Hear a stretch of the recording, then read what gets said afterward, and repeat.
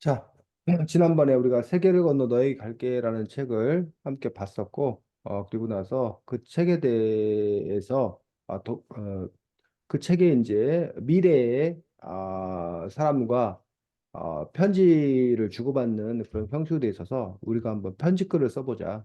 그리고 이제 그 책에서는 이제 결국 나중에 밝혀진 것들이 미래의 자기의 딸에게 보내는 그러한 편지였기 때문에 그래서 우리가 미래의 자기의 아이에게 보내는 그런 편지인데 뭐 꼭 아이가 아니어도 뭐 상관없다고 했고 중요한 포인트가 쌤이 두 가지 얘기를 했었습니다. 하나가 지금의 이야기, 2024년의 이야기를 2054년의 사람에게 들려준다는 점에서 하경이는 2024년을 어떻게 기억하고 있나, 2024년의 중요한 포인트를 뭐로 잡고 있나 그런 부분들이 반영이 되도록 그렇게 글을 써보자라고 얘기를 했었습니다. 두 번째 중요한 부분들은 글 스타일, 문체에 대해서 이야기를 했었는데 어, 그 분위기를 어떻게 가져갈 건가? 뭐 진지한 분위기로 가져갈 건가? 아니면 뭐 장난스럽게 쓸 건가? 익살맞게 쓸 건가? 라는 점에서 그 자기 어떤 그런 의도에 따라서 문체를 또 이렇게 조절해 보자라고 얘기를 했습니다. 그래서 그런 부분들을 바탕으로 해서 이야기를 나눠보도록 하겠습니다. 서연이가 튀겨 나갔는데 아니, 컴퓨터가 안 움직이고 화면이 멈춰가지고 뭔가를 해보겠대요. 그래 그래. 일단은 우리가 발표를 하는 걸로 하겠습니다. 하경이 네? 네. 발표. 네, 안녕. 사실 처음을 어떻게 시작해야 할지 모르겠어. 현재 나도 모르겠는데 미래의 나의 아이에게 편지를 쓴다. 정말 이상하고 비현실적이라서 어떤 말을 적어야 할지 모르겠네.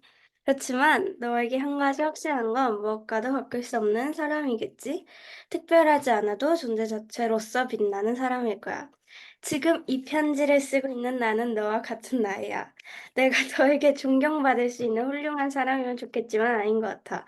아직도 난 너무 부족하고 길을 헤매고 있으니까. 그렇지만 존경받을 수 있는 사람이 되고 싶네. 14살, 꿈도 많은 나이고 사람들이 가장 좋을 때라고 하는 나이지. 하지만 한편으로는 경쟁 속에 뒤덮여 있는 나이일 수도. 그렇지만 삶의 목표는 확실하게 했으면 좋겠어.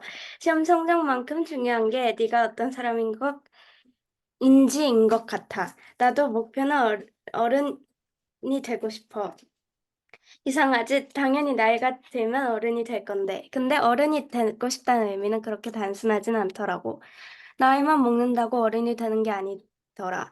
나이가 들어갈 때 점점 성숙해지는 것이 어른이더라. 그래서 나는 요즘 14살이 되려고 노력 중이야. 나이 내면은 아직도 어리석어서 잘 다듬어 14살만큼 성숙해지려고 하고 있어. 너는 좋아하는 사람이니? 그럴 거야. 그때 세상은 어떠니? 여기 2024년은 그렇게 좋지 못한 것 같아. 세상은 아름다운 것이 아닐지도 아름다운 것이 아닐지도 모르겠다는 생각이 들거든. 결국 실수를 반복하고 또 반복해 비극이 생기는 게 세상이야. 그렇지만 그때의 세상은 아니면 좋겠어. 지금의 실수를 기억하고 반복되지 않는 세상이면 좋겠어. 올해는 여러 의미로 의미 있는 해야. 대한민국은 정치적으로도 많은 일이 있었어. 총선도 있고 많은 문제들도 생겼지. 그리고 올해는 세월호 10주기였어. 4월 16이라는 날짜에 생긴 비극이 벌써 10년이 된 해이지. 많은 학생들 그리고 선생님분들이 희생하셨어. 지금쯤 하늘에서 밝게 빛나고 계시겠지? 세월호 같은 일이 반복되지 않았지. 그리고 잊지 않았지. 있는 순간 실수는 반복되더라. 잊지 않고 기억하는 것이 더 나은 세상을 만들어 나가는 방법이더라고. 그리고 아직도 지구에는 전쟁이 있어. 서로가 서로는 공격하고 해야 하는 일이 벌어지고 있다고. 죄 없는 희생자는 계속 늘어나지. 그때는 전쟁이 없었으면 너무 지금 세상에 대해서 비극적으로 묘사했나? 원래 내가 좀 비관적이라. 그렇지만 막 별로인 애는 아니야. 그냥 살만한 애야. 이 모든 게 너무 현실적인 편이라서 실망했을까? 미안. 그렇지만 늘 즐거운 사람이고 가치 있는 사람인 너에게 이 말을 전해주고 싶었어. 즐겁게 보내. 네, 수고했습니다. 하경이가 PD 편집글을 잘 썼습니다. 그래서 뭐 보통 이제 편집글 같은 경우에 처음에 뭐 부르는 말, 응. 이라고 해서 뭐 투 땡땡이라고 쓴다던가 아니면 이제 누구에게 뭐 투 뭐 철수에게 뭐 한다던가 아니면 뭐 철수에게 뭐 이런 식으로 이제 부르는 말을 보통 편집글 처음에 씁니다. 그다음에 이제 뭐 첫인사를 쓰는데 첫인사 같은 경우 보통 날씨나 계절 인사로 시작하는 경우가 많습니다. 그래서 지금 이제 하기 같은 경우는 안녕하고 이제 바로 이제 시작을 한 그런 경우인데 날씨 또는 계절 인사를 쓰는 경우가 보통인 경우고 물론 이러한 것들이 기본 형식이라고 하지만 뭐 형식이야 지켜질 때도 있고 그렇지 않을 때도 있고 상황에 따라 달라지면서 기본 포맷은 그렇다라는 거야. 그다음에 이제 우리 흔히 말하는 뭐 용건. 그래서 지금 하경이는 보면 용건이 잘 드러나 있는 그런 부분들을 볼 수가 있습니다. 그래서 뭐 이런 상황 설정이 그렇기 때문에 그런 점에서 이제 이러한 솔직한 이야기들을 얘기하고 있습니다. 그렇지만 너에게 한 가지 확신하는 건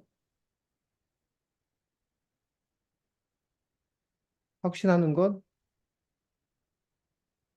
무엇과도 바꿀 수 없는 사람이겠지. 그래서 요 부분이 조금 어색합니다. 그렇지만 너에게 한 가지 확신하는 건 무엇과도 바꿀 수 없는 사람이겠지. 그러니까는 그 음, 너가 무엇과도 바꿀 수 없는 소중한 사람이라는 걸 하경이가 확신하고 있다는 거지. 네. 그런 의미인 건 알겠는데, 근데 어쨌든 읽어봤을 때 요 그 문장이 자연스럽지 않다라는 거야. 그래서 꼭 이렇게 글을 쓴 다음에 다시 한번 읽어보면서 요 문장을 어떻게 뭐 할 수 있는지 수정할 수 있는지 그걸 이따가 한번 하경이가 고민을 한번 해보라는 거지. 그렇지만 너에게 한 가지 확신하는 건 무엇과도 바꿀 수 없는 사람이겠지라고 해서 요 부분 이따 고쳐 쓰겠습니다. 네. 쌤이 안 고쳐줄 거야 일단은. 지금 안 고쳐줄 거야. 이따 네가 고치면 다시 얘기할 거야. 특별하지 않아도 존재할 수 있어 빛나는 사람일 거야. 지금 이 편지를 쓰고 있는 나는 너와 같은 나이야. 뭐 특별하지 않아도 그래서 지금 맞춤법 아니 뭐 띄어쓰기 같은 경우 지금 이 편지를 쓰고 있는 나는 너와 같은 나이야. 나는 그래서 뭐라고 해야 돼? 지금 이 편지를 쓰고 있는 나는 너와 같은 나이야. 물론 나는 이래도 맞아. 근데 나는보다는 뭐야? 뭐로 바꿔주는 게 좋겠어? 나도. 지금 이 편지를 쓰고 있는 나는 너와 같은 나이야. 소대. 지금 이 편지를 쓰고 있는 나도 너와 같은 나이야라고 하는 것들이 그 이제 어느 게 더 자연스러울 건가를 한번 생각을 해보라는 거지. 나는 너와 같은 나이가 좋을 건가? 나도 너와 같은 나이야라고 쓰는 것도 좋을 건가? 내가 너에게 존경받을 수 있는 훌륭한 사람이면 좋겠지만 아닌 것 같아. 아직도 난 너무 부족하고 길을 헤매고 있으니까. 그렇지만 존경받을 수 있는 사람이 되고 싶네. 14살 꿈도 많은 나이고 사람들이 가장 좋을 때라고 하는 나이이지. 하지만 한편으로는 경쟁 속에 뒤덮여 있는 네. 나이일 수도. 그렇지만 삶의 목표는 확실하게 했으면 좋겠어. 뒤덮여가 아니라 뒤덮여인가? 뒤덮이다? 뒤덮여 있는 뒤덮이다이기 때문에 뒤덮여로 쓰는 게 맞습니다. 시험 점수만큼 중요한 게 내가 어떤 사람인지인 것 같아? 이거 시험 성적만큼 중요한 게 내가 어떤 사람인지인 것 같아? 이것도 조금 어색합니다. 시험 성적만큼 중요한 게 내가 어떤 사람인지인 것 같아. 요 말이 어, 네 인간성 뭐 이런 게 중요하다는 거지. 네가 어떤 사람인 거라는 그 자체가 중요하다는 거지. 네. 어쨌든 요것도 문장을 조금 바꿔서 그 의미가 좀 드러나게 써봅니다. 나의 목표는 어른이 되고 싶어. 이상하지 당연한 나이가 들면 어른이 될 텐데. 근데 어른이 되고 싶다는 의미는 그렇게 단순하진 않더라. 나이만 먹다 어른이 되는 게 아니더라고. 나이가 들어갈 때 점점 성숙해지는 것이 어른이더라. 그래서 난 요즘 14살이 되려고 노력 중이야. 나이 내면 아직도 어리석어서 잘 다듬어 14살만 나이 내면 아직도 어리석어서 잘 다듬어 열네 살만큼 성숙해지려고 하고 있어. 어, 이것도 살짝 어색한데 뭐 특별히 문제는 없습니다. 너는 좋은 사람이니 그럴 거야. 이런 식으로 해서 이제 여기까지가 이제 첫 번째 이야기를 끝내고 있습니다. 그래서 이제 14살 인생이 갖는 의미에 대해서 나름대로 어쨌든 하경이가 뭐 자기 자신에게 하고 싶은 이야기를 그 14살에게 그 얘기하는 어떤 그런 방식으로 쓰고 있는 것들 볼 수가 있죠. 그래서 어쨌든 여기 부분에서 그 하경이 어떤 그런 그 고민들, 그러니까 존경받고 훌륭한 사람이고 싶지만 자기가 부족한 사람이라고 생각이 들어서 그래서 자기를 늘 이렇게 다듬고 고쳐 나가는 그런 사람이고 싶은 어떤 그런 마음들. 그러면서 하경이 또 동시에 아, 무엇과도 바꿀 수 없는 사람, 그 존재 자체로 아까 그런 얘기 있었는데 어디 갔지? 뭐 존재 자체로 뭐 뭐뭐한 사람이 있었는데 그 얘기 어디 나오지? 뭐 존재 자체로 괜찮은 사람부터 그런 얘기 나 혼자 봤나? 아니, 그런 거 있지 않았어? 나 썼던 것 같아. 여기 특별하지 않아도 존재 자체로 빛나는 사람일 거야. 라고 해서 하경이의 혼란한 마음을 이렇게 엿볼 수 있는 거야. 그러니까 하경이가 한편에서는 존재 자체에서 빛나는 사람이야. 하경이 그 자체로서 이미 완전한 사람인 거야. 이미 괜찮은 사람인 거야라는 마음들. 근데 동시에 또 하경이는 자기는 많이 부족한 사람이야. 내면에 부족한 사람이어서 그래서 뭔가 성숙한 어른이 돼야 된다고 생각하는 사람이라는 것들. 그러니까 뭐 이거는 뭐 학교뿐만 아니라 쌤도 마찬가지야. 쌤도 쌤 안에서 늘 이런 게 갈등을 갖고 있어. 근데 이제 또 보면 학경이의 그 뭐 나쁘게 말하면 이중적인, 어? 좋게 말하면 남에겐 관대하고 자신에게는 엄격한.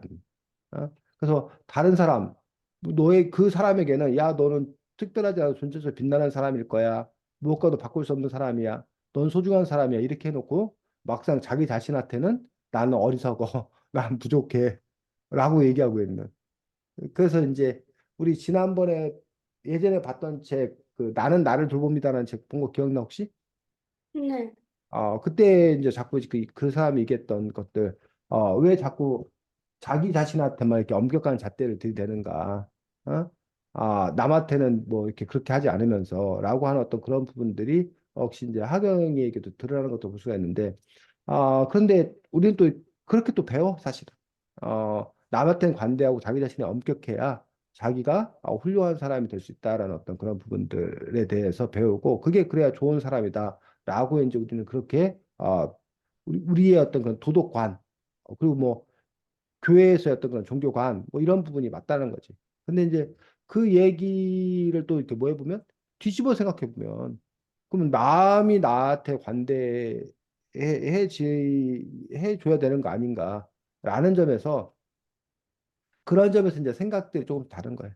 그러니까 모두가 다 자신에게 엄격하고 남에게 관대해지면 그게 뭐하는 사람이다? 좋은 사람이다라고 하는 사람도 있고 또는 모두가 다 그냥 자기가 괜찮다고 생각해도 그렇게 사회가 구성되어도 괜찮은 사회다라고 얘기하고 있는 어떤 그런 부분들 그런 점에서 이제 어디에다가 방점을 찍냐에 따라서 그 사회의 모습이 달라지고 그 개개인의 어떤 그런 부분들이 달라진다는 거야. 그래서 나 자신을 돌보는 일에 더 방점을 둬야 된다. 특히 요즘 사회가 더 이제 그게 피로 사회다 보니까 경쟁 사회다 보니까 자기가 상처받는 일이 너무 크더라. 그러니까 나 스스로가 나를 돌봐야 된다라고 주장하는 그런 사람도 있는 거고.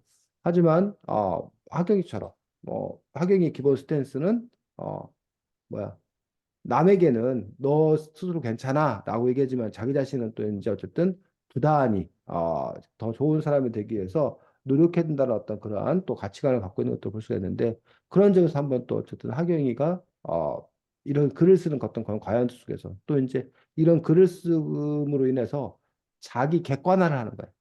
자기 객관화를 하고 그러면서 이제 나는 나라는 존재에 대해서 또는 세상에 대해서 어떤 가치관, 어떤 인생관을 가지고 있나, 또 가져야 하나라는 부분들에 대해서 자기 객관을 통해서 자기가 아무래도 검토해 볼 수 있지 않을까 싶습니다. 자, 그때의 세상은 어떠니? 여기 2024년은 하면서 이제 선생님이 이제 또 하나 내줬던 그 과제들 2024년에서 하경이가 주목하고 있는 일들은 무엇인 건가라는 부분들에 대해서 그렇게 좋지 못한 것 같아라고 이제 세상은 아름다운 곳이 아닐지도 모른다는 곳이 아닐지도 모른다는 생각이 들거든. 요 부분들도 지금 뭔가 오타가 나 있는 부분들이어서 뭐 좀 실수를 한 것 같아. 그래서 요 부분도 역시 뭐하고 다시 문장을 정리를 하고 결국 실수를 반복하고 또 반복해 빅이 생기는 게 세상이야. 그렇지만 그때의 세상은 아니면 좋겠다라는 것도 그러니까 여기 이것도 그러니까 의미는 통해. 빅이 생긴 게 세상인데 그렇지만 그때의 세상은 아니면 좋겠다. 지금처럼 그렇지 않았으면 좋겠다라는 말이지. 근데 어쨌든 이게 의미는 통하는데 어법상으로는 정확하지 않아. 어법상으로는. 이 부분도 어법상 정확하게 바꿔줄 필요가 있고. 그래서 이게 좀 고민이야, 사실은. 어법을 잘 지켜서 쓰는 게 필요해. 근데 어법을 잘 지켜서 쓰면 글이 개성이 사라져. 재미가 없어지고 딱딱해지는 어떤 그런 경향이 있을 수 있다는 거예요. 그래서 그냥 이거 자체 뭐 그래서 뜻만 통하면 의미만 통하면 허용해 줘야 되지 않느냐. 어법에 조금 어긋난다 하더라도 그 알아들으면 되는 거 아니냐라고 주장하는 사람들이 있고 글이면 당연히 어법에 맞는 건 기본이다. 그 어법에 맞는 걸 기본으로 자기의 개성이 드러나야 된다. 라고 또 이렇게 엄격하게 이제 어법에 대해서 얘기하는 그러한 경우가 있습니다. 어쨌든 이 부분들도 여러분들이 한번 고쳐보겠습니다. 음. 지금의 실수를 기억하고 반복되지 않는 시장이면 좋겠어라고 해서 이제 어쨌든 요 부분 반복 개픽이 생긴 시장에 대해서 다시 얘기하고 있고 올해는 여러 가지 여러 의미로 의미 있는 해. 요 마찬가지 여러 의미로 의미 있는 해야. 라고 하면 뭐가 왜 어색해? 의미가 두 번. 의미가 두 번 반복되기 때문에 이렇게 한 문장 안에서 같은 단어를 반복하는 것들은 별로 바람직하지 않습니다. 그래서 그 어휘를 뭐해서 바꿔서 올해는 여러 의미로 의미 있는 해야라는 그 부분들도 한번 자신이 문장을 바꿔보기 바랍니다. 대한민국은 정치로도 많은 일이 있어서 총선도 있고 많은 문제들도 생겼지. 그리고 올해는 세월호 10주기였어. 하고 이제 지금 주목한 게 하경이가 총선, 그다음에 세월호 10주기에 이제 주목하고 있는 것들 볼 수 있습니다. 4월 16일이라는 날짜에 생긴 비극이 벌써 10년이 된 해이지. 많은 학생들 그리고 선생님 분들이 희생하였어. 많은 학생들 그리고 선생님 분들이 해서 이건 너무 높인 거야. 이미 선생님이라는 거 안에 이제 뭐야? 높여 이미 있는 건데 거기다 또 이제 뭐까지 중까지 높여서 이렇게 되면 너무 과잉되기 때문에 그냥 많은 학생들 그리고 선생님들이 희생된 많은 학생들 그리고 선생님들이 희생했어. 이것도 사실은 그냥 보시면 많은 학생들과 선생님들이 여기서 그리고라는 표현보다는 많은 학생과 선생님들이 희생하셨어? 희생하신 게 아니라 생되셨어. 희생된 거지. 희생을 한 게 아니라. 그래서 지금쯤 하늘에서 밝게 빛나고 계시겠지. 세월호 같은 일은 반복되지 않았지. 그리고 있지 않았지. 라고 이제 있는 순간 실수는 반복되더라. 잊지 않고 기억하는 것이 더 나은 생을 만들어 나가는 방법이더라라고 해서 이제 어쨌든 일관되게 결국 실수를 반복하고 또 반복의 빅이 생기는 게 세상이기 때문에 그 부분에서 일관되게 세월호 그 10주기와 관련되어서 이야기를 하고 있는 점이 좋은 점이기도 하고 반면에 또 어떻게 보면 아, 여기서 한 번, 여기서 두 번, 그 다음에 여기서 세 번, 여기서 네 번. 요 글 안에 지금 이 얘기를 몇 번 쓰고 있냐면 네 번을 쓰고 있는 거야. 그 네 번을 쓰고 있는 부분이기 때문에 그만큼 중요한 얘기 때문에 강조가 된다. 라고 얘기하는 부분에서는 긍정적. 일수단이죠. 반면에 이제 너무 이렇게 비슷한 얘기를 되풀이하는 것에 대해서 너무 이렇게 장황하다라고 이제 생각하는 사람도 있다는 얘기죠. 그래서 그런 점에서 뭐 그 같은 얘기 또 하고 똑같은 표현이 아니라 좀 표현을 좀 이렇게 바꿔서 했다는 점에서는 특별히 별 문제 없다고 생각하는데 어쨌든 하경이가 글을 쓸 때 사실 여기만 그런 것들이 아니라 요 앞에에서도 역시 마찬가지 어떤 그런 경향성들이 있다라는 거지. 그 비슷한 얘기를 자꾸 뭐하는 되풀이하는 어떤 그런 부분들이 있다라는 거예요. 그래서 그런 점에서 이제 그게 이제 뭐 하경이 글 쓰는 스타일 일 수 있다고 생각돼서 그래서 그들은 이제 하경이 개성으로 가져가는 그런 방법도 있고 또 한 가지는 내가 그런 글 버릇이 있구나 라고 인지해서 일부러 의도적으로 자꾸 이제 되풀이해서 쓰지 아니하고 좀 더 그 간결하게 써 보려고 노력을 해야겠다 라는 그런 부분들 그리고 이제 하경의 글이 뭐 하경의 성격이기도 하겠지. 늘 보면 이렇게 조심스러운 거야. 그러다 보니까 이럴 수도 있겠지. 뭐 아니야. 그 너무 상처받지 말고 이런 거야라는 식으로 얘기해서 늘 이렇게 상대를 배려하는 겸손한 그런 글의 그 스타일을 갖고 있는 거예요. 근데 이제 그런 글이 좋은 점은 아까 말했듯이 뭐 온화하고 따뜻한 점에서는 좋습니다. 근데 이제 반대로 살펴보면 그런 글들이 힘이 없어, 힘이. 늘 조심스럽다 보니까는 강력한 어떤 그러한 그 선전선동 이런 거에는 또 이렇게 취약하다는 얘기. 그런 점에서 이제 하경이 이게 이제 상황 따라 다른 거야. 남에게 예의를 갖춰서 겸손하게 어, 써야 되는 상황들. 그 다른 사람을 배려해야 되는 상황에서는 이 하경이의 글이 아주 맞아. 잘 맞아. 근데 그게 아니라 하경이가 깃발을 꽂고 나를 따르라 라고 할 때는 나를 따라주면 좋겠니? 아, 싫으면 말고 싫으면 안 따라도 돼. 근데 나를 따라줬으면 좋겠어. 이래갖고 뭐가 없다는 거야. 힘이 없다는 거야, 힘. 그런 점에서 이제 하경이가 어떻게 이제 뭐 그 사람들을 끌어내야 된다. 뭐 이럴 때 이제 깃발을 딱 꽂고 나를 따르라. 라고 할 때는 좀 더 이렇게 강력한 메시지가 필요한 그런 부분도 있는데 어떤 그런 그 상황에 따라서 그 글 쓰는 어떤 그런 방식들이 달라질 필요가 있다는 거지. 그래서 그걸 만약에 자유자재로 이렇게 그 스위치를 켰다 켰다 할 수 있는 사람이라면 사실은 정말 뛰어난 사람이지. 근데 대부분의 사람은 그렇게 되기가 힘들고 사실은 그 사람들마다 이제 뭐가 있는 거야? 자기 색깔이 있는 거야, 자기 색깔. 그래서 이제 자기 색깔을 맞는 데 찾아가야지. 어? 그 자기 색깔을 맞는 데 찾아가야 되는데, 그러니까 그것도 이제 다른 거지. 그 자기 색깔과 맞지 않는 곳에서 괴로워하는 사람이 있고, 다행히 운 좋게 자기 색깔과 맞는 곳에서 그 자기 색깔을 한껏 발휘해서 그냥 행복하게 사는 어떤 경우가 있고, 또 어떤 사람은 자기 색깔을 뭐 하는 경우도 있다는 거야? 바꾸는 경우도 있다는 거야. 또 그 자기 색깔이라는 것들이 고정되어 있지 않아. 사실은.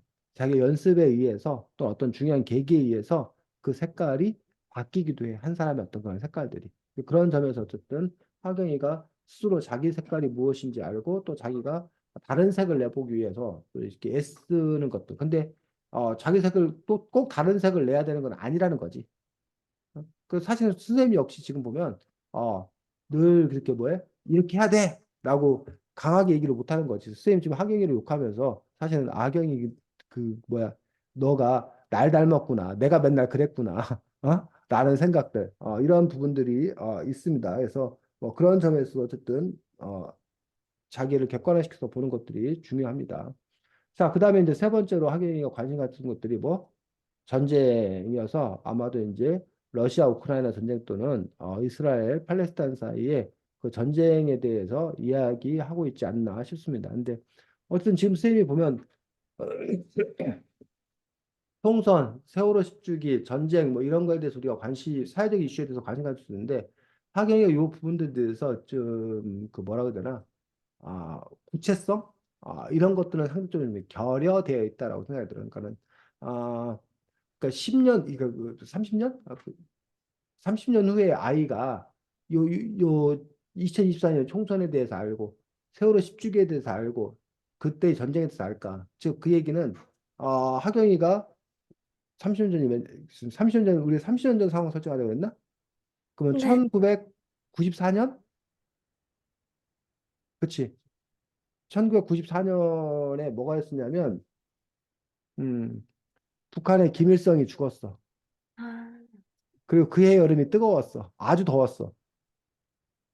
스님이 기억하는 게 그 정도야. 1994년에 대해서 선생님이 대학을 졸업하고 다시 대전에 내려와서 처음 그 독서교실 이걸 시작했던 때 해이기도 했거든. 94년이 쌤한테는. 그러니까 근데 쌤이 이렇게 들려줬을 때 그것만으로도 하경이가 그래 김일성 죽은 거, 그 얘기하면 뜨거웠던 거, 뭐 쌤 처음 시작한 거라고 잘 알 수 있으면 별 문제가 없다고 생각되는데 그렇지 않다고 했을 때 김일성이 누구야? 이런다던가 그 사람이 죽은 게 뭐 어쨌다고 뭐 대단한 일이라고 뭐 한다던가 이런 부분이 있었을 때는 그거에 대해서 그 뭐야 배경 지식이 없는 경우에는 그거에 대한 어떤 그런 설명, 보충 설명 뭐 이런 부분들이 좀 필요하지 않을까라는 점에서 조금 더 구체적 설명이 있는 것들이 좋지 않을까 생각합니다. 자, 그래서 손님이 없었으면 너무 지금 세상에 대해 비극적으로 묘사했나? 내가 원래 좀 비관적이라 그렇지만 막 별로인 해는 아니야. 그냥 살만한 해야라고 해놓고서는 뭐 그러면 여기서 이제 뭐가 나올 것 같았는데 희망. 희망적인 모습들이 나올 거라 생각했는데 정작 희망적인 모습들, 살만했던 그런 모습에 관한 이야기는 또 없고 이 모든 게 너무 현실적인 편이라 실망했을까? 미안. 그렇지만 늘 그냥 즐거운 사람이고 가치 있는 사람인 너에게 이 말을 전해주고 싶었어. 즐겁게 보내. 이건 또 무슨 얘기야? 왜 그 뭐야 즐거운 삶을 가치 있는 사람인데 이 말을 전해주고 싶어? 아니 그게 음, 약간 음, 그 급하게 써가지고 뒤에는 음, 이 마지막 단락을 원하는 바는 약간 너무 현실적인 편이라서 실망했을까 한 다음에 약간 희망을 주면서 끝내고 싶었는데 음. 네. 그래서 어쨌든 요 맥락들 여기 맥락들이 너무 이제 급반전 되다 보니까 자연스러운 점이 없어지는 또 그런 부분이 있습니다. 그래서 이제 마지막으로 이제 뭘 쓰고 날짜를 쓰고 그래서 2024년 5월 이 4일이야 4일 뭐 14번째 생일에 뭐 누가 뭐 하경이가 뭐 이런 식으로 생일을 맞은 하경이가 태어나서 기쁜 하경이가 뭐 이런 식으로 해서 이제 마지막에 보내는 사람까지 해서 쓰는 걸로써 편지 형식이 이렇게 완성되는 그런 부분을 볼 수 있습니다. 서연아 이제 돼? 네. 어이구 다행이네. 근데 좀 끊겨요. 좀 들릴 때도. 끊겨. 서연아 편지 썼어? 서연아 쓰다가 말. 쓰다가 말았어? 그래서 어떻게 할 거야? 쓴 것까지 보내줄 거야? 어떻게 할 거야? 아니, 그냥 하경이 걸로 할게요. 하경이로 할 거야? 자, 그러면 서연이가 발표하겠습니다. 이거는 그 재현이 재현이 거예요. 어, 재현이가 김씨 만나보겠다. 재현이가 글만 도착했어. 사람은 도착 안 했어 아직. 어. 자, 그래서 서현이가 대신 읽어주고 서현이가 읽고 난 다음에 하경이가 평하고 서현이가 평하도록 하겠습니다. 아직 도착 안 한, 아니 도착 안 할 거야. 아마 선생님 보고 그 유튜브 보고 보라 할 거야. 재현이한테 친구들이 이렇게 평했다라고. 자, 서현이 읽어주겠습니다. 미래의 딸 아들에게. 안녕, 나는 과거에 사는 너의 엄마 재현이란다. 조금 혼란스럽지? 그래, 나도 어릴 적 부모님으로부터 갑자기 편지를 받으면 당황스러울 것 같아. 어쩌면 너희가 사는 세상에서는 미래의 딸 아들에게 보내는 편지라든지, 시간여행이라든지 그런 모든 게 가능하거나, 심지어 일상의 일부일지도 모르겠지만, 나는 너에게 과거라는 신기한 세계에 대해서 잠깐 소개하려고 해. 동시에 내가 사는 세상에 대해서 나만의 해석을 해보려고. 가끔은 나 자신을 들여다보는 것뿐만 아니라 내가 사는 세상이 전체적으로 어떻게 작동하는지에 대한 생각도 중요하다고 봐. 내가 보기에는 현재 우리 모두가 우리가 어떻게 같은지보다는 다른지에 초점을 두는 것 같아. 일상의 모든 부분에서 그렇지. 끊임없이 나누고 분류하고 그런 게 인간의 본질이고 그건 미래에도 변함없지 않을까? 그게 모든 문제의 원인인 것 같기도 해. 요즘은 우크라이나와 러시아의 간의 연장이 이슈가 되고 있어. 사실 궁금한 게 미래는 전쟁이라는 걸 어떻게 보니? 옛날에는 노예를 삼는 것이 평범했던 시절이 있었지. 물론 전쟁이라는 걸 좋게 보는 사람은 지금도 없을 거야.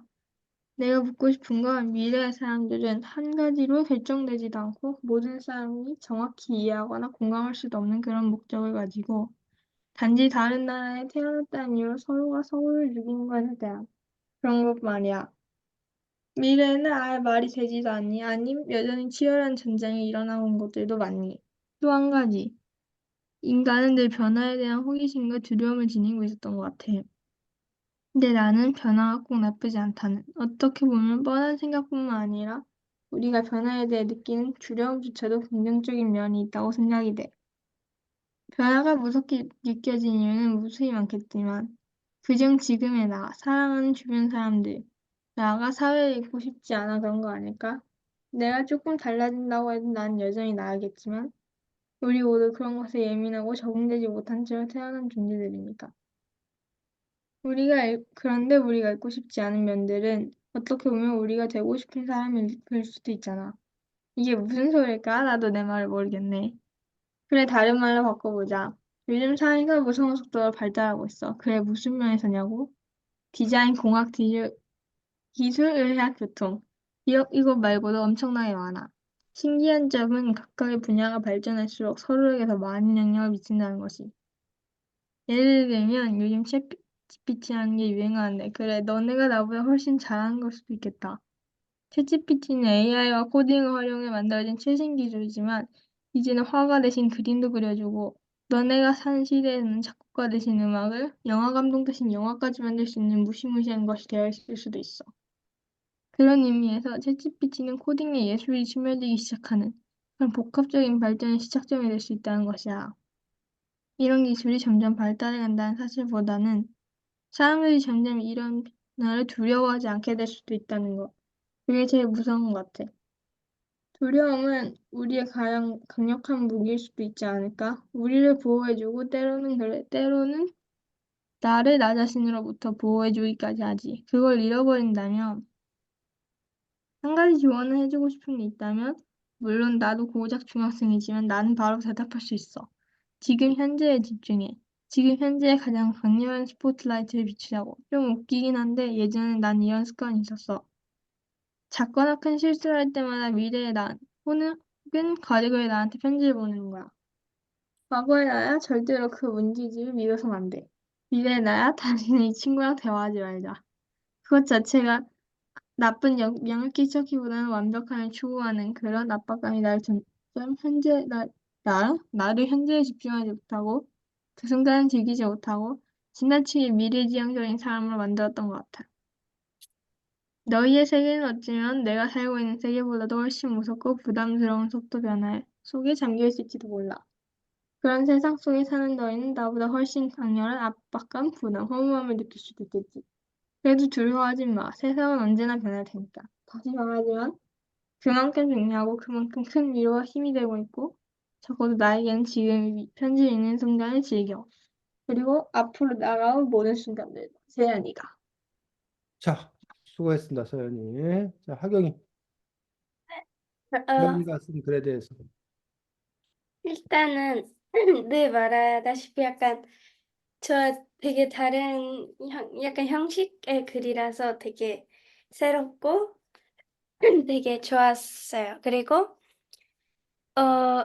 현재 세상에 사는 사람이 이제 미래의 사람에게 궁금한 점, 뭐 과학 기술이라든지 전쟁에 관한 부분도 언급을 잘 하면서도 이제 그 아이에게 전하고 싶은 메시지가 확실하게 있는 것 같아서 좋았어요. 음, 자, 서연이는. 어, 이 글 읽으면서 제가 재현이 딸이 된 것처럼 재현이의 과거를 제가 밟아가고 있는 거랑 진짜 비슷하다고 생겨서 좀 신기하기도 했어요. 음.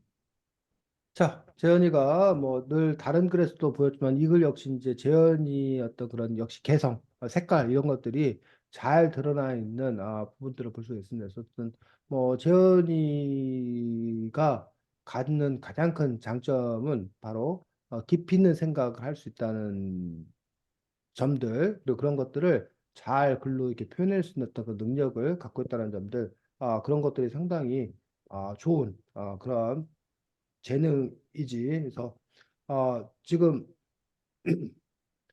재현이가 몇 가지 얘기하고 있는 부분들이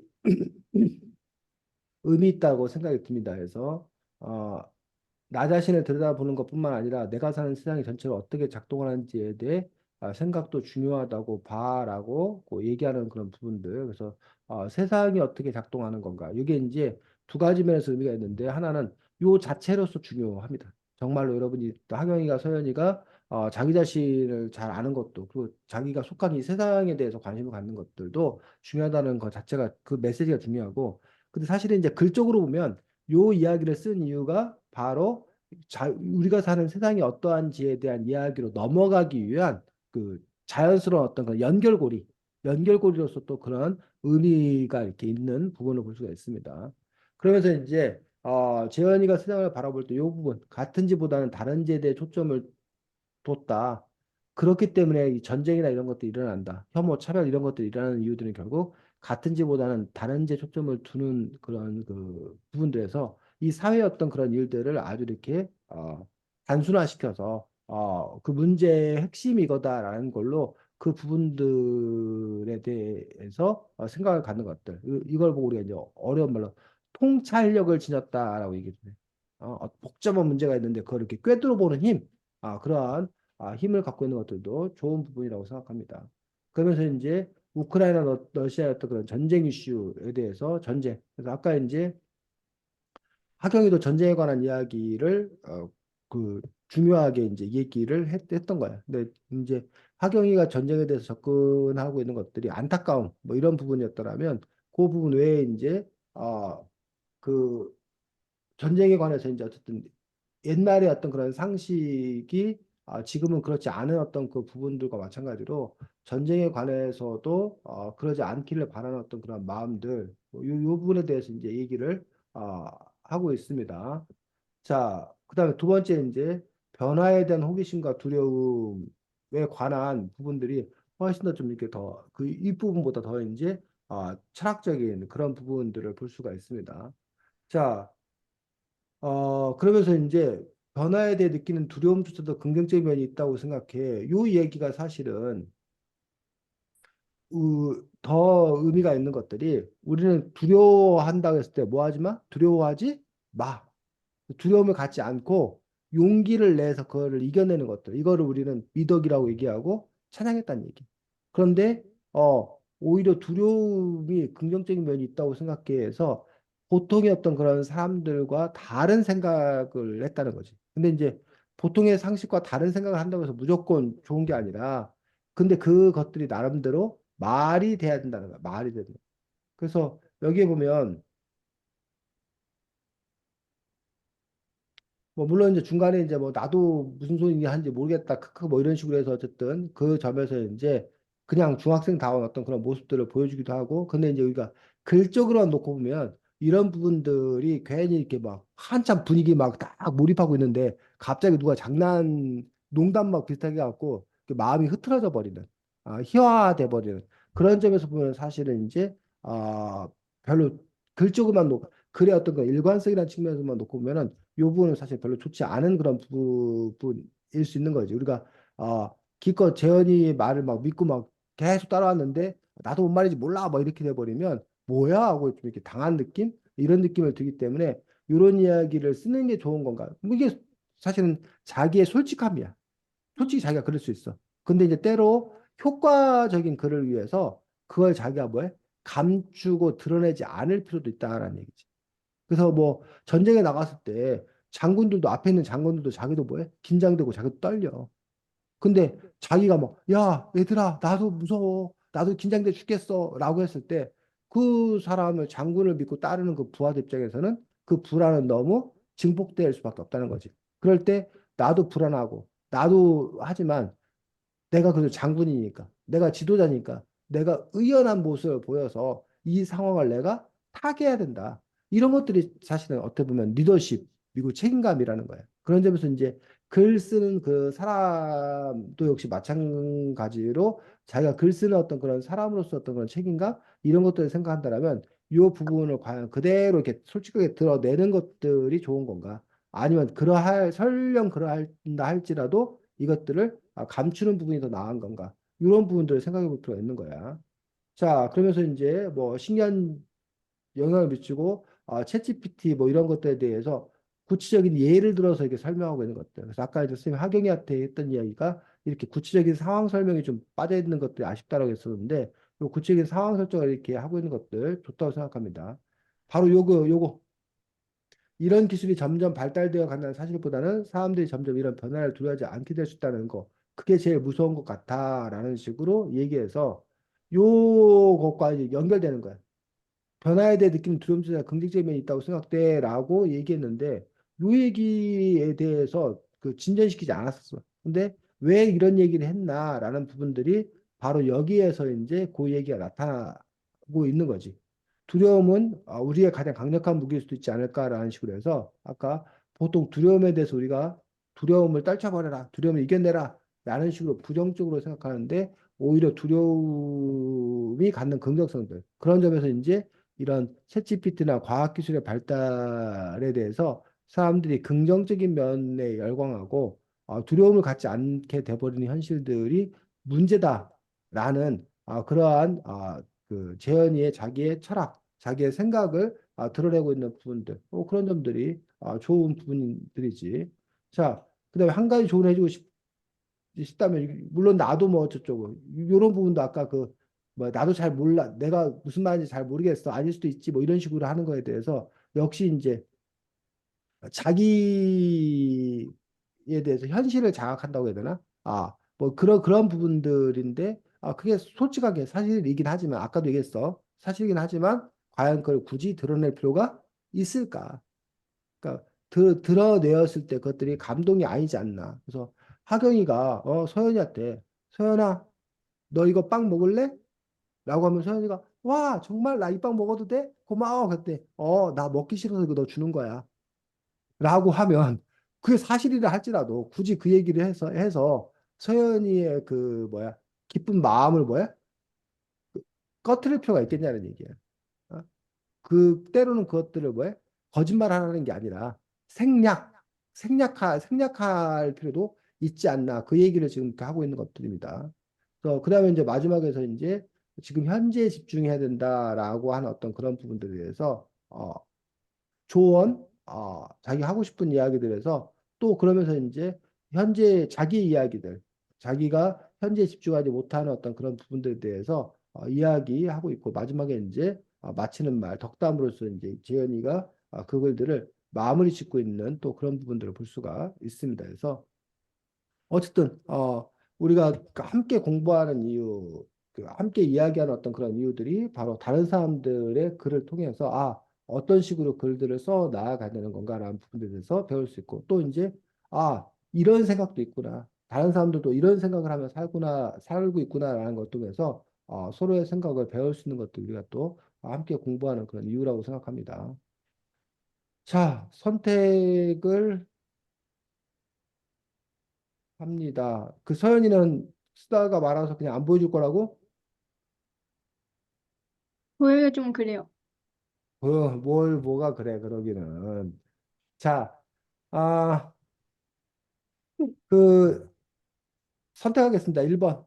하경이가, 뭐, 전반적으로 이거는 뭐 글 자체를 뜯어고칠 건 없고, 하경이가 문장 표현 쓴 거가 일부, 그 문장 표현 말을 좀 다듬기 위해서 쌤이 이렇게 표시해 둔 게 있는데, 그 문장 표현 다듬는 거를, 서연이가 글을 발표할 게 아니라서, 이 문장 표현 다듬는 거를 하고, 오늘 수업을 마무리 진다 1번. 2번. 문장표 마무리하는 게 그게 뭐 큰일이 아니어서 그냥 오늘 일찍 끝낸다 2번. 서연이 몇 번? 늦게 시작하고 네가 양심 있으면 한번 얘기를 해봐. 아니, 이 완전 몇 번? 답변. 몇 번이라고? 아니, 일본 하시죠. 쌤, 안 하면 안 될 것 같아요. 서연이가 그런 눈치 보는 친구였다는 걸 쌤이 깜짝 놀랐네. 서연이가 그런 사람이었어? 하경이는 에? 1번이야, 2번이야? 저요? 음, 상관없어요. 뭐라고? 저는 상관이. 그렇군. 자, 상관없어요. 아니, 그게 서연아, 있었어요? 선택지에?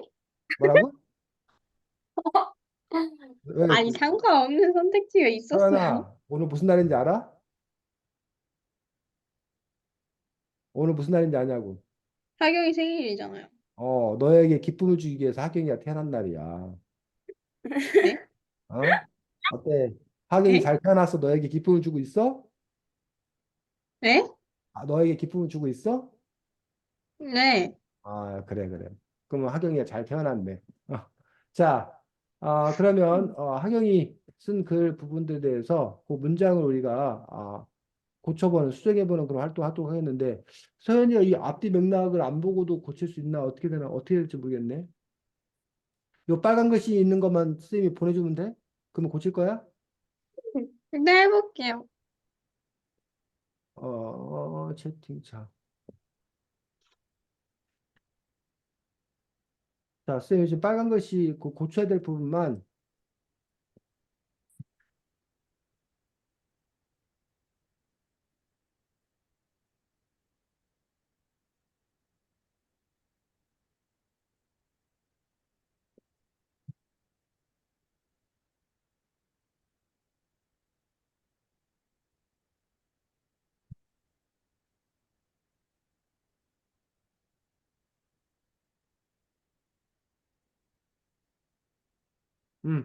요 문장. 하나, 둘, 셋, 넷, 네 개.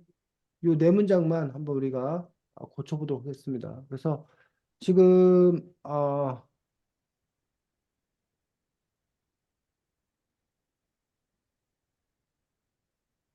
그 서연이가 그 네 문장 중에서 이게 앞뒤 문장을 알아야지만 고칠 수 있다고 하는 거 있으면 얘기해. 몇 번째가. 그러면 그 글을, 선생님이 그 부분을 이렇게 보여줄 테니까.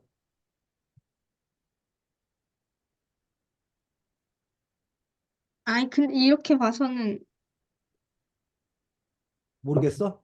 네. 그러면 뭐, 이걸 다 보내줄까?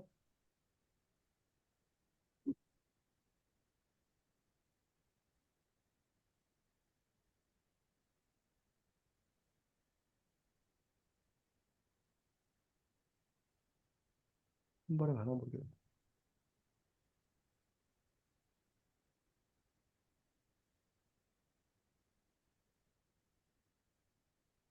너무 길대. 한 번에 못 보내겠대.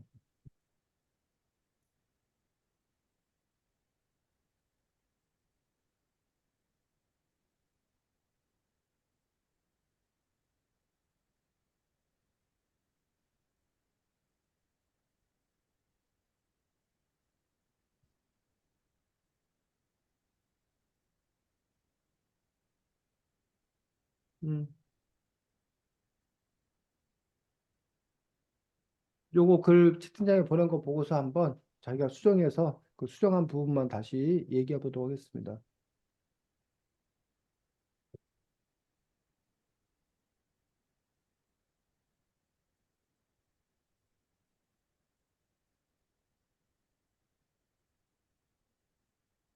다 됐으면 얘기를 해.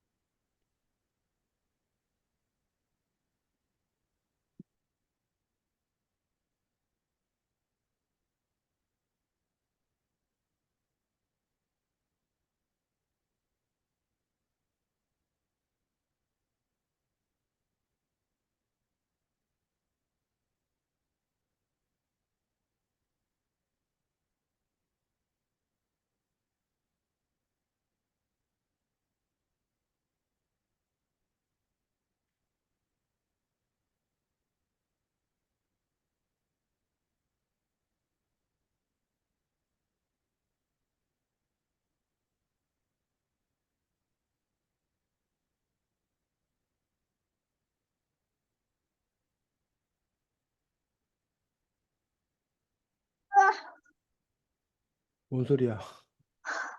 괜찮아? 아니, 붙여넣기가 안 돼요. 전화기가 안 돼? 말로 해. 에? 말로 해.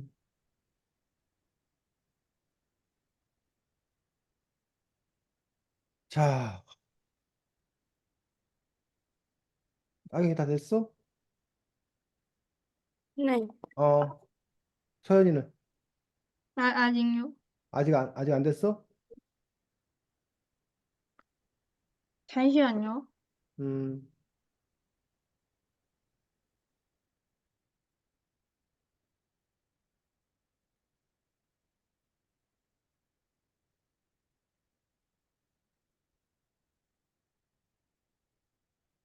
자, 저 그냥 말로 해도 돼요? 말로 해도 되고. 서연이도 말로 해. 서연아.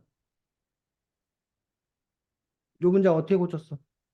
시험 성적만큼 중요한 게 내가 어떤 사람인지인 것 같아. 이거부터 맞나? 저요? 음, 네. 그다음에 그냥 시험 성적도 중요하지만 너의 인격성도 중요해 이런 식으로 고치는데 이게 그거 고쳤고. 서연이는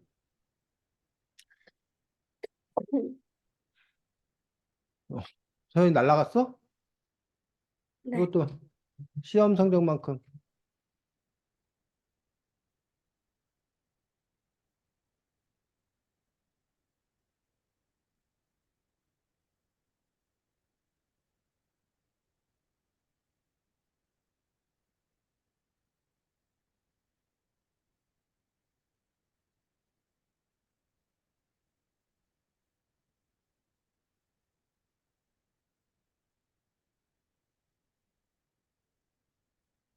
뭐 이런 의미 아닐까 싶습니다. 그래서 시험 성적만큼 중요한 게 내 스스로 어떤 사람인지를 아는 거. 시험 성적만큼 중요한 게 내 스스로 어떤 사람인지를 아는 거라는 사실이야. 자, 여기서 뭐 아는 거라는 거 안다 그러면 아는 걸 안다라고 이렇게 반복되니까 선생님이 그래서 다시 이제 그 어색해서 다시 바꾼 거야 사실이야 뭐 이런 식으로 뭐 이런 의미를 타격에 얘기하려고 했던 게 아닌가 싶은데 뭐 정확히 모르겠네. 자, 어쨌든 그렇고 그다음에 두 번째 이거는 두 번째는 세상은 아름답지만은 아름다운 것이 아닐 것 같다는 생각이 들어 이런 식으로 고쳤는데 다시 또 아직도 어색해. 다시 한번 읽어. 뭐라고?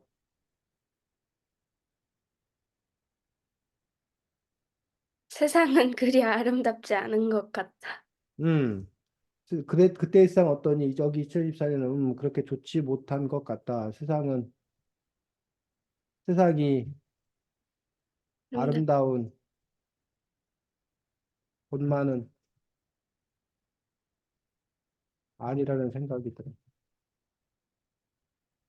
세상이 또는 세상이 생각만큼 아니 세상이 꿈꿨던 것만큼 아름다움으로 아름다움만으로 가득 찬 곳은 아니라는 생각이 들어라고 한다던가 이런 식으로 요 부분들에 대해서 그것들을 이제 바꿔줄 그런 필요가 있겠지. 자, 그다음에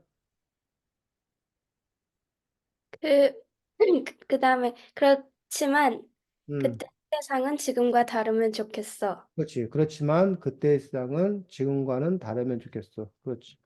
그렇지만 그때의 세상은 지금과는 다르길 바라라고 쓴다던가 뭐 달랐으면 좋겠어라고 한다던가 그런 식으로 이제 그 문장 표현을 바꿀 수가 있겠지. 서연아 괜찮아? 저 방금 나갔다 들어왔어요. 어. 너 아, 계속 그래요? 있었어? 너 계속 있었어? 우리한테는 사라졌었는데 아니, 이게 와이파이 연결이 불안정합니다 하면 갑자기 컴퓨터가 멈추고요. 그랬구나. 자, 서연이는 어떻게 고쳤어? 마지막 이거. 올해는 여러 의미로 의미 있는 애야. 네? 이거 고쳤어, 서연아, 이거? 음, 네. 어떻게 고쳤어? 이거 근데 뭐 어떻게 고쳐야 돼요? 아니, 네 고쳤다며. 안 고쳤어, 아직? 아니, 고치긴 했는데 말해봐, 말로 하라고, 말로. 이 문제를 어떻게 고쳤냐고. 네가 고친 문제를 읽어보라고. 많은 일이 일어났다고. 올해는, 여기, 올해는 여러 의미로 의미 있는 해야, 요거를. 올해는 많은 일이 있었다라고 고쳤다고? 네. 그치. 올해는 많은 아니, 일이, 의도가 뭔지를 모르겠어요. 올해는 많은 일이 있었어로 고쳤다. 그래. 하경이는? 저는 올해는 여러 의미로 특별한 해야.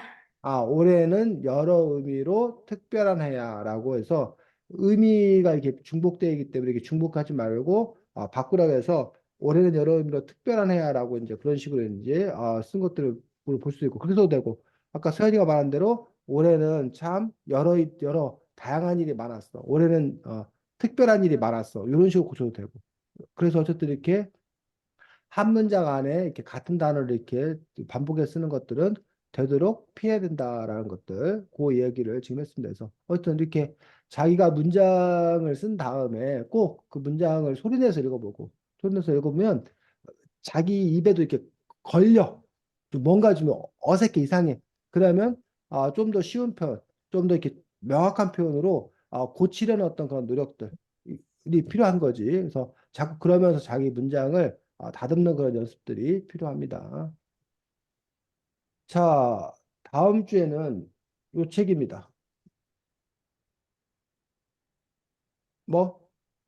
뭐, 10대와 통합 윤리학 윤리야. 왜, 소연아? 아니에요. 너네 학교에서 지금 도덕 배워, 윤리 배워. 토덕이요.